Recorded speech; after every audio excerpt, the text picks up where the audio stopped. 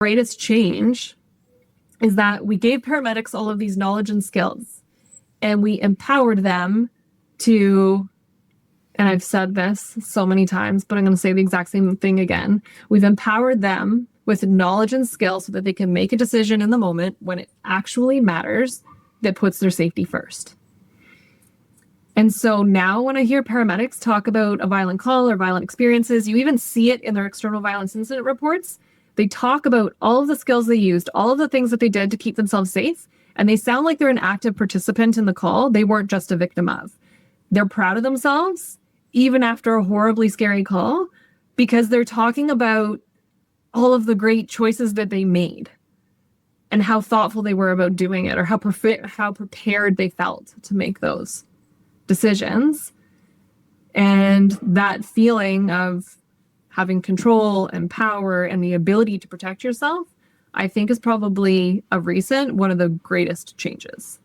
Correct me if I'm wrong with this story, because I read a news article in 2023 how you had one of these situations where a patient was intimidating you and like verbally accosting you and your partner, and the supervisor at the time on scene was like, that's just the job, kind of like get used to it essentially. And you call them out on it at the hospital and flipped it. You're like, would you accept this if this was happening at home? And you could see the epiphany they had.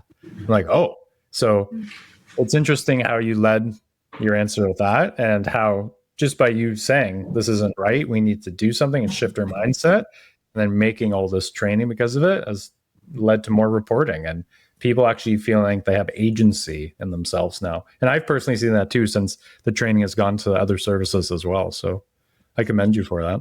Well, thank you.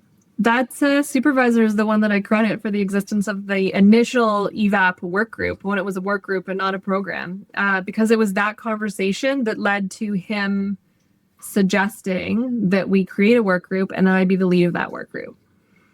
So I have a lot of respect for him, and I talk about him often.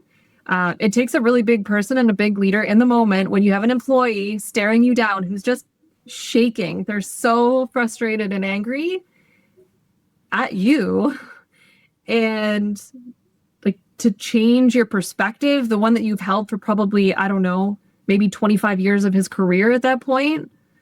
That takes a really big person and a great leader to do that. So, yeah, I give him a ton of credit. And that goes back to Peel, again, being the epitome of leadership and getting stuff done. Can you imagine, like you said, holding that belief for as long as your career, then just one incident, you can change and see a different lens and change from it? That is really cool.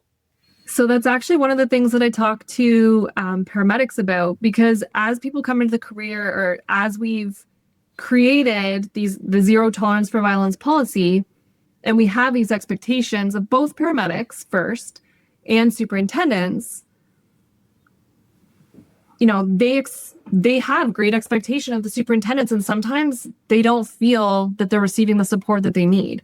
And one of the first conversations that I always have is we have to step back and think about this for a moment from their perspective. At the time, we have all of these superintendents that have been working for a couple decades. They've experienced how much violence in their career. They didn't have support. They had no place to document. And there was absolutely no consequence for the perpetrator.